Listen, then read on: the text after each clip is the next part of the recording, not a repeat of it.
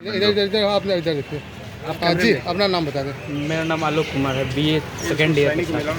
आलोक जी, तिरुपति बालाजी में मछली और अन्य जानवरों के चर्बी मिले हैं, तो राजनीति लोग इस पे खूब जो है सुर्खियां बटोर रहे हैं अपना बयान देके, तो क्या कहना चाहेंगे इस पे? ये तो अभी प्रारंभिक बात चल रही है, इस पर कोई रिपोर्ट आने के बाद ही बात किया जा सकता है। वैसे यदि ऐसा कुछ हुआ है तो ये खंडनीय है, ऐसा नहीं होना चाहिए। हम इसका खंडन करते हैं, ऐसा नहीं होना। जो राजनीतिक लोग इस पे जो है सुर्खियां बटोर रहे हैं बयान देकर अपना, तो इस पे क्या करना चाहेंगे आप? अब क्या, कुछ भी मुद्दा होता है वो तो राजनीतिक मुद्दा बन ही जाता है हमारे देश में, तो उसको तो कुछ कर नहीं सकते हैं। किंतु ये हिंदू, तो क्या कहना चाहेंगे उससे? हाँ, हिंदू धर्म यदि ऐसा हुआ है तो ये ऐसे हम देख सकते हैं कि हिंदू के खिलाफ कोई साजिश हो सकता है। अच्छा, एक बात बताओ मुझे कि एज ए ह्यूमन बीइंग आपको क्या लगता है ये काम कितना सही कितना गलत? ये बहुत ही घृणित कार्य है। यदि ऐसा हुआ है तो ये क्षमा के लायक नहीं है, क्योंकि ये चीज़ जांच में आ गई है कि ये लोग मिलाते रहे हैं। यदि ऐसा हुआ है तो गलत बात है। हम लोग उनके खिलाफ हैं और इस तरह के कार्य अच्छे हैं नहीं।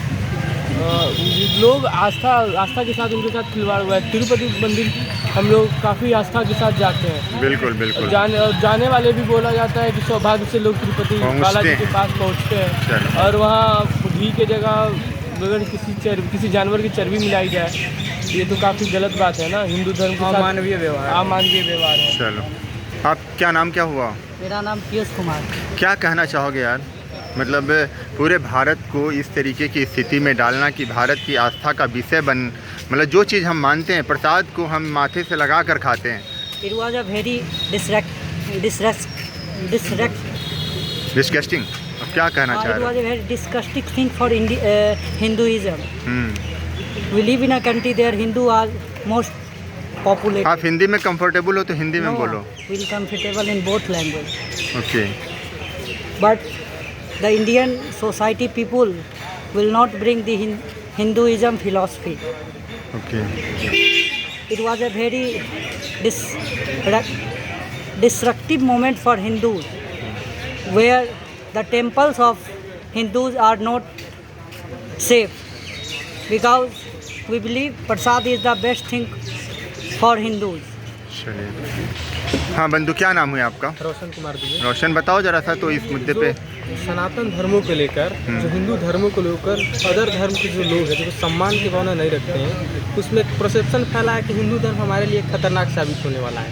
उनको ये पता नहीं है कि हमारे धर्म, हमारे जो भी किताबें लिखी गई है, महाभारत हो, रामायण हो, अदर हमारे जो कि हिंदू धर्म के लोगों के द्वारा लिखा गया है, वो एक तरह साइंटिफिक चीज़ है। वो कहीं ना कहीं हर धर्मों के लिए एक बेनिफिट साबित होगा। आप अगर उस धर्म को डिफेंड करने के लिए किसी भी प्रकार के अगर बीफ डाल रहे हैं, किसी भी प्रकार के अगर उसमें व्यवधान डालने की कोशिश कर रहे हैं, तो शायद भारत के विकास के लिए एक बहुत बड़ी एक प्रतिरोध साबित हो सकता है।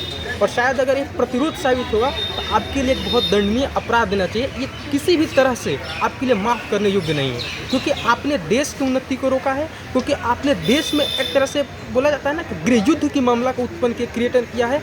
और शायद इस पर सरकार को भी एक्शन लेना चाहिए।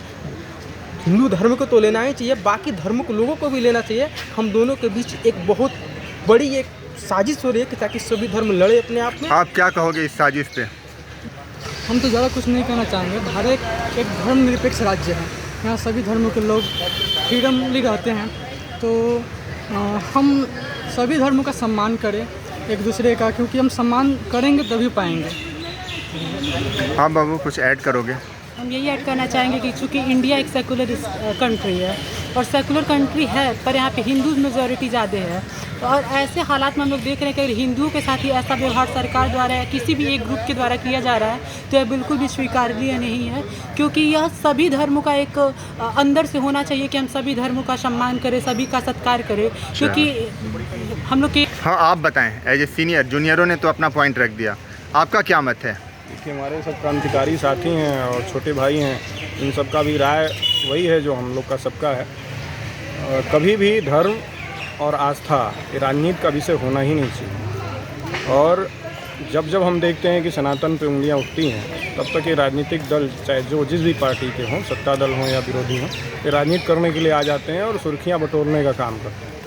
तो हमारा यही कहना है कि इस पे राजनीति बंद होनी अच्छा, चाहिए। क्या आपको ऐसा लगता है कि इस प्रसाद को तो हमें लगता है सारी दुनिया खा गई होगी? देखिए अब क्योंकि दुनिया- हमारे साथ मतलब जितने भी हिंदू लोग हैं, हिंदू भाई लोग, अगर उनके मित्र अगर मुस्लिम हैं, चाहे क्रिश्चियन है या कोई भी धर्म का हो, तो उसको जब प्रसाद देते हैं तो वो लोग भी बड़े श्रद्धा से लेते हैं। तो ये तो बहुत ज़्यादा घृणित कार्य अपने आप में है। किसी भी धर्म के व्यक्ति के साथ जो उसके श्रद्धा और उसके विश्वास के खिलाफ बिल्कुल नहीं होना चाहिए। और जहाँ तक हमारी दीप और गाय की चर्बी का सवाल है, तो हमारी गाय को तो हम लोग पूजते हैं, और जब हमारे साथ ऐसा छल होता है या ऐसा हुआ है जिसकी बात की जा रही है, तो बिल्कुल बर्दाश्त के बाहर की बात है।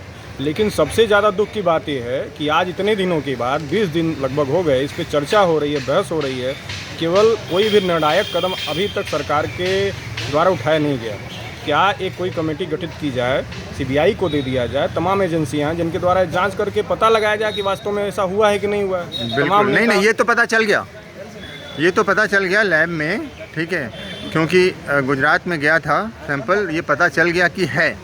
अब सिनेरियो ये है कि उनका क्या हो जो ये काम करते हैं। बिल्कुल, ये अगर ये पता चल गया कि नहीं इसमें चर्बी है और गाय की ही चर्बी थी, तो ऐसा घृणित कार्य करने वाले वो लोग कौन हैं जो कि उसी मंदिर में बैठ करके, मतलब उनकी खैर नहीं, उनकी खैर बिल्कुल नहीं, उन्हें फांसी की सजा होनी चाहिए। चलिए, क्योंकि किसी की आस्था के साथ खिलवाड़ करने वालों के खिलाफ चलिए बिल्कुल ऐसा नहीं होना चाहिए। उनको उनकी बहुत बहुत धन्यवाद आप सभी का।